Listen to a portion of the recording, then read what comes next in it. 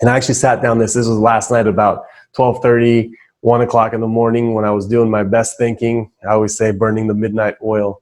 I came up with an acronym for relapse that from my perspective and pretty much the agreed upon perspective. I mean, this is not just my stuff. This is based in experience, research, data. What are some main characteristics and factors that lead to what I like to call pre-lapse? So relapse happens long before the relapse occurs, right? There are warning signs. There are psychological, emotional, behavioral, social, and spiritual warning signs that flash before a relapse happens, right? And this talk is intended to help you kind of see those because they also happen in family members, right? It's not just with the loved one, the addict, the alcoholic that's using substances. It happens with the families too. So I'm going to go through these acronyms that I created. I'm going to talk a little bit about each one of them. Hopefully I like the acronym system. It's easy to remember. And after that, we're going to have a discussion on why relapse occurs and why changing is so difficult in life, right? We have to talk about it because change isn't just hard for the human being that's trying to get clean and sober. Change is hard for the human being that's watching this video. Change is hard for your loved ones that are not watching this video. Change is hard for the men and women walking down the street right now. Human beings have a hard time changing, right? So let's talk about relapse, and I have the acronyms here ready for you. So the R in relapse, I like to call it the resistance to change. So relapse, the R of it, we're going to call the resistance to change. When a human being starts to experience situations, feelings, thoughts that are uncomfortable, they provide discomfort, they are difficult, they're overwhelming. What they tend to do is take the path of least resistance. What they tend to do is resist the change, right? This isn't just drug addicts, alcoholic. This is anybody that is in a path and it starts to get difficult. It starts to get dark. It starts to get lonely. It's new. It's something they may have never experienced before. They start to resist that, right? They start to resist the change. Instead of embracing the change, they resist it. And often when you see human beings in the recovery process starting to resist the change that's happening to them, right? They keep trying to revert back to old ways. That's usually a sign that something deeper is going on, right? And usually the underlying cause of that, which underlying cause of a lot of these things is going to go down to the root, which is fear, right? I've talked to so many people that they resist the change of their sobriety because they're afraid of the unknown. They say, well, if I change, I don't know what I will become. This is all I know. We'll talk about that one. So the R of relapse, I think, is the resistance to change, okay? The E of relapse, the first E, is expectations. So we use the Shakespeare poem in the beginning, the expectation is the root of all heartbreak. And expectations in the recovery process is this. I've had countless men and women come into the recovery process, 30 days, 60 days, 90 days into it, and they say, why is my life not better? They thought that by coming and getting clean and sober, that a short period of time, 30, 60, 90 days, their life is all of a sudden going to go from guilt, shame, destruction, pain, chaos, no money, poor relationships with family, poor health. They thought that all of that is going to change within 30, 60, 90 days. That expectation that they placed upon themselves and maybe others placed upon them going into the recovery process is false. And that expectation leads to serious disappointment because there is no way that a human being can experience years of using and 30, 60, 90 days later, they have all the things that they're looking for, right? It takes time to start to feel good about the recovery process. So once I start to see people in the recovery process start to be disappointed because the life that they have isn't the life they want, you start to kind of see them, their shoulders go down, they get discouraged. And people usually when that happens, they go back to what's familiar. They go back, relapse, they go back to what's familiar. So the first one is resistance to change. The second one is expectations. The third one, the L, is lifestyle. I've seen people be unwilling to let go of their previous lifestyle. What is the lifestyle of a human being that's using substances, drugs and alcohol, right? It's a specific lifestyle that comes with it. The people in that life are not the people that live in the recovery world. The places that people go when they're drinking and using are not the places that they go in the recovery world. The things, the way they occupy their time when they're drinking and using is not the same way they occupy their time in the recovery world. So as a human being starts to engage in recovery-based actions and they start to create a new identity for themselves, a lot of times they have a hard time letting go of their old lifestyle, right? The lack of responsibilities, the lack of accountability, the lack of healthy, positive influences in their life, right? And I've seen this happen a lot of times. I mean, there are people in clean and sober that start to hang out with their old friends, go to old places, and it's not that they want to drink or use it first. So please hear that out. It's just because someone's hanging out with their old friends and hanging out at old places and playground places and things, it's not that they're going with the intention to go use. It's because they can't give up the lifestyle yet. It's all they know, it's their identity. So when the relapse occurs, a lot of times before the relapse, you see them kind of dipping their toe back in their old lifestyle, right? And their own people, places, and things. And it's a very slippery slope, very risky, because that, as we'll talk about later, the environment is a very powerful tool in actually facilitating relapse indirectly. So the next one, the A of relapse, is anger, resentment, and what's underneath anger. So, you know, as a part of expectations, when your expectations are not met, it produces a feeling in the human being called frustration, right? Frustration is a shade of anger, right? It's a shade of anger. And there's you know, I'm a therapist, so one of the analogies that's commonly used in the therapy world is this thing called the anger iceberg. Okay, and what the anger iceberg is this, is if you look at an iceberg that's in the ocean, so you have the ocean and you have the iceberg, you know, the tip of the iceberg is out and then the rest of the iceberg is underneath the water. The tip of the iceberg is anger.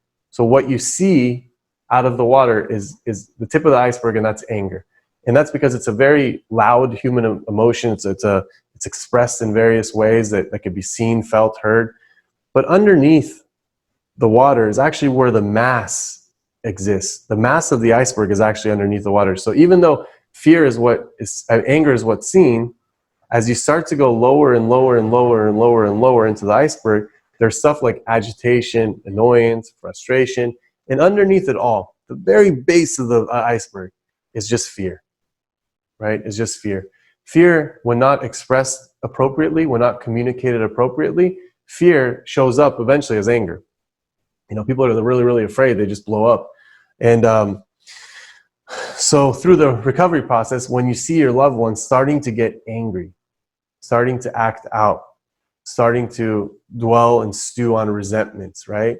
These are all, these potentially, I'm not saying always, potentially, if left untreated, if left unprocessed, if left not discussed with a counselor, a sponsor, a therapist, journaled, written on, exercised with, they could lead to a blow up, right? And oftentimes that blow up is with substances, right?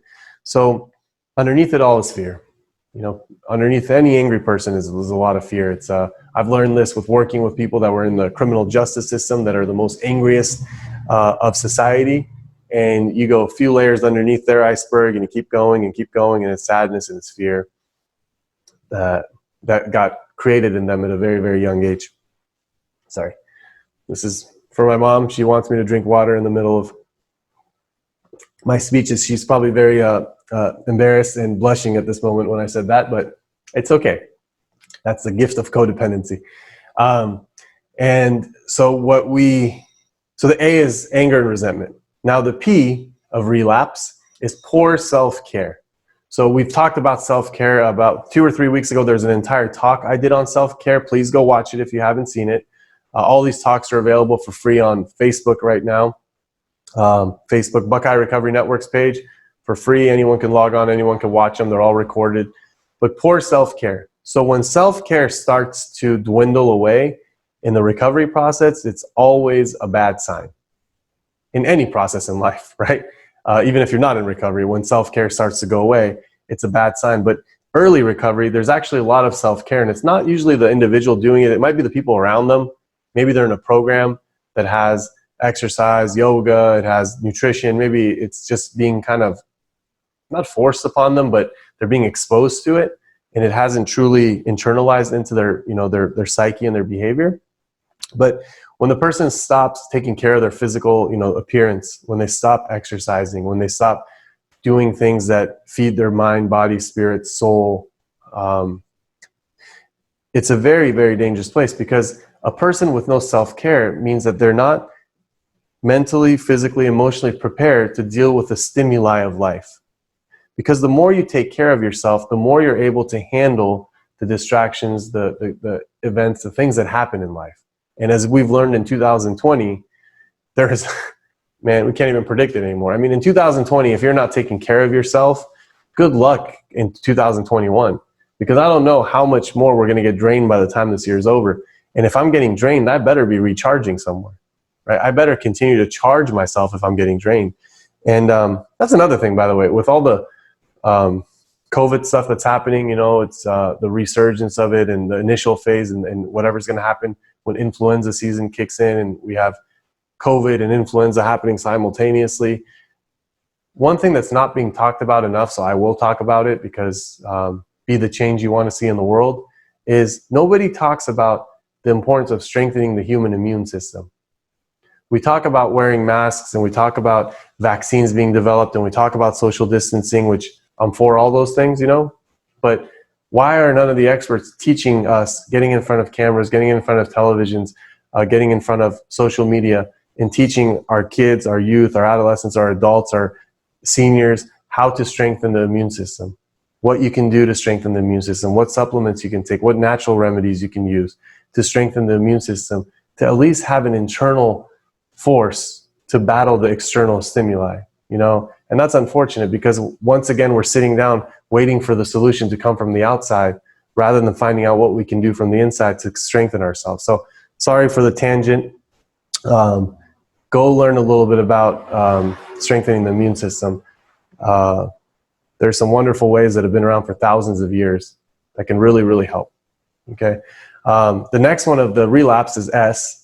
That's, by the way, what you notice right now is called attention deficit attention ADHD, my friends. It's ADHD. This is when the tangent goes anywhere but here. That's what's happening. So the recovery process has helped me narrow it down a little bit. Meditation helps me narrow it down a little bit.